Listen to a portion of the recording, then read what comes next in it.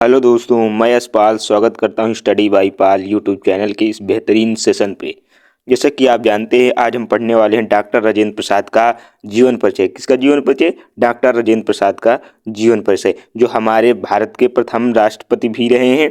तो चलिए स्टार्ट करते हैं। सबसे पहले आपको जीवन परिचय लिखना आना चाहिए।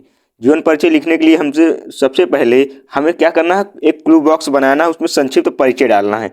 जिनका हम जीवन परिचय लिख रहे हैं उनका संक्षिप्त परिचय डालेंगे, जिससे एग्जामिनर को श्योर हो जाएगा कि बच्चे को आता ही आता है। वो सिर्फ संक्षिप्त परिचय ही पढ़ेगा, जब जान जाएगा कि बच्चा पूरा सही से लिखा है इस संक्षिप्त परिचय में, तो उसका जीवन परिचय भी सही होगा। तो संक्षिप्त परिचय में क्या लिखेंगे? उनका नाम लिखेंगे, जन्म लिखेंगे और शिक्षा लिखेंगे, जन्म स्थान लिखेंगे, उनके जो अवार्ड उनको मिले हैं वो लिखेंगे और उनकी कृतियां लिखेंगे। ये सब क्या लिखेंगे हम संक्षिप्त परिचय में। चलिए देखते हैं संक्षिप्त परिचय में क्या क्या लिखना है हमें। संक्षिप्त परिचय में हमें क्या क्या लिखना है, तो पहले डालेंगे हेडिंग। एक बॉक्स बनाएंगे, उसमें डालेंगे संक्षिप्त परिचय हेडिंग। उसके पहले फिर डालेंगे नाम, यानी जिनका हम जीवन परिचय लिख रहे हैं उनका नाम डालेंगे। जैसे हम किनका लिख रहे हैं? डॉक्टर राजेंद्र प्रसाद का, तो क्या लिखेंगे? नाम डॉक्टर राजेंद्र प्रसाद, जन्म सन 1884 ईस्वी में। फिर उनकी शिक्षा डालेंगे, उन्होंने क्या क्या किया। तो एमए किया है, मास्टर ऑफ आर्ट, और एमएल किया है, यानी लॉ की डिग्री की है उन्होंने। फिर क्या डालेंगे? जन्म स्थान। जन्म स्थान उनका कहाँ था? बिहार राज्य के छपरा जिले के जीरादेई नामक ग्राम में। कहाँ था? बिहार राज्य के छपरा जिले के जीरादेई नामक ग्राम में। सन 1962 तक वो गणराज्य यानी भारत गणराज्य के राष्ट्रपति रहे, यानी हमारे भारत के प्रथम राष्ट्रपति वही रहे, और 1962 तक लगातार वो राष्ट्रपति के पद पर रहे। सन 1962 में उन्हें भारत का सर्वोच्च उपाधि भारत रत्न से अलंकृत किया गया। अगर आपसे कोई पूछे हमारे देश का सर्वोच्च पुरस्कार क्या है, तो आप श्योरिटी से बताएंगे कि भारत रत्न हमारे देश का सबसे ऊंचा यानी सबसे सर्वोच्च पुरस्कार है। फिर सन 1963 ईस्वी में इनका देहावसान हो गया, और वह 1963 ईस्वी में उनका देहावसान हो गया यानी देहांत हो गया। उनकी कृतियां क्या है? भारतीय शिक्षा, गांधी जी की देन, शिक्षा और संस्कृति, साहित्य, मेरी आत्मकथा, बापूजी के कदमों में, मेरी यूरोप यात्रा, संस्कृत का अध्ययन, चंपारण में महात्मा गांधी। यहाँ पर होना चाहिए खादी का अर्थशास्त्र। क्या होना चाहिए? खादी का अर्थशास्त्र। किसका अर्थशास्त्र? खादी का अर्थशास्त्र। ये इनकी रचनाएं थी। चलिए नेक्स्ट पढ़ते हैं जीवन परिचय। जीवन परिचय में हम क्या पढ़ेंगे?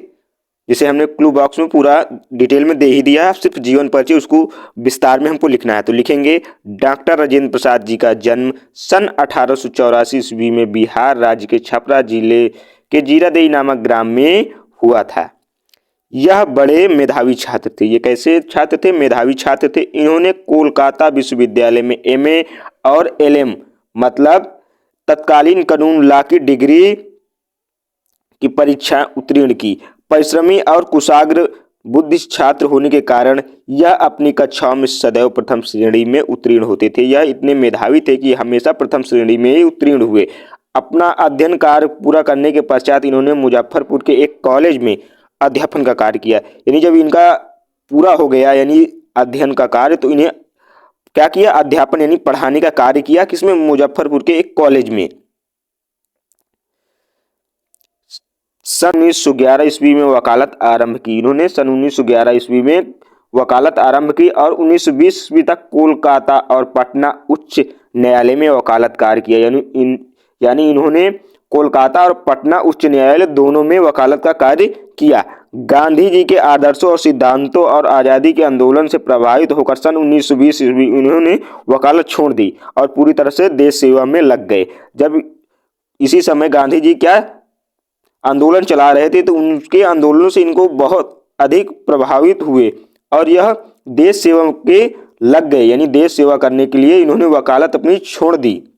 डॉक्टर राजेंद्र प्रसाद 3 बार भारतीय राष्ट्रीय कांग्रेस के सभापति चुने गए। यानी जो 1885 ईस्वी में हमारे यहाँ की जो पार्टी बनी थी भारतीय राष्ट्रीय कांग्रेस, उसके क्या पद में? ये सभापति चुने गए।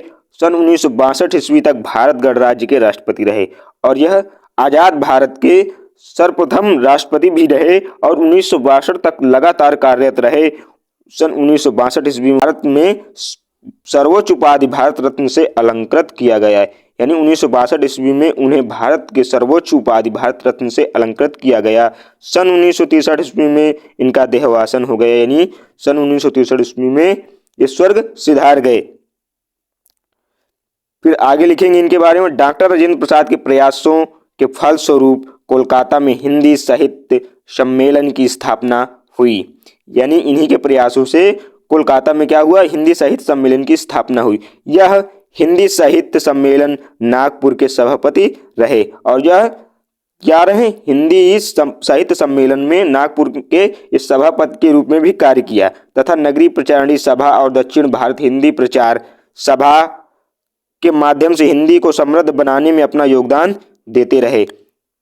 यानी जो दक्षिण भारत में भी हिंदी को समृद्ध बनाने के लिए अपना योगदान देते रहे। इन्होंने देश नामक पत्रिका का सफलतापूर्वक संपादन किया, यानी उनका संपादन किया देश नामक पत्रिका का।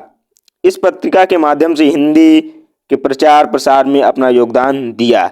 इन्होंने राजनीति, समाज, शिक्षा, संस्कृति, जनसेवा आदि विषयों पर कई सशक्त रचनाएं प्रस्तुत की। जनसेवा, राष्ट्रीय भावना एवं सर्वजन हिताय की भावना से इनके साहित्य को विशेष रूप से प्रभावित किया। यानी क्या था, राष्ट्रीय भावना व सर्वजन हिताय की भावना ने इनके साहित्य को विशेष रूप से प्रभावित किया। यानी यह विशेष रूप से सर्वजन हिताय की भावना रखने वाले साहित्यकार थे। इनकी कृतियां लिखेंगे, इन्होंने क्या क्या रचनाएं की हैं, तो इनकी कृतियों में लिखेंगे हम, कृतियां डालेंगे हेडिंग कृतियां। फिर लिखेंगे डॉक्टर राजेंद्र प्रसाद जी की मुख्य रचनाओं का विवरण इस प्रकार है। इस तरह आप एक लाइन लिख देंगे, उसके बाद आप लिखेंगे जैसे जितनी भी आपको रचनाएं याद हो उतनी ही डालेंगे। जैसे इसमें भारतीय शिक्षा, गांधी जी की देन, शिक्षा और संस्कृति, साहित्य, मेरी आत्मकथा, बापूजी के कदमों में, मेरी यूरोप यात्रा, संस्कृत का अध्ययन, चंपारण में महात्मा गांधी, तथा यहाँ पे खड़ी नहीं होना चाहिए, खादी का अर्थशास्त्र। इसके अतिरिक्त उनके भाषणों में कई संग्रह प्रकाशित हुए। यह पीडीएफ आपको हमारे टेलीग्राम चैनल पे मिल जाएगी। यानी नोट्स बनाने की कोई ज़रूरत नहीं, आप सिर्फ उतना ही टाइम आपके पास बचा है कि सिर्फ रिवीजन करें। तो आपको बने बनाए नोट्स हमारे टेलीग्राम चैनल पे आपको मिल जाएंगे। तो जुड़ना ना भूलें स्टडी बाय पाल यूट्यूब चैनल के टेलीग्राम चैनल से। थैंक यू, मिलते हैं नेक्स्ट वीडियो में। तब तक के लिए जय हिंद, जय भारत। पढ़ते रहें, मुस्कुराते रहें और अपनी पढ़ाई को नई दिशा देते रहें।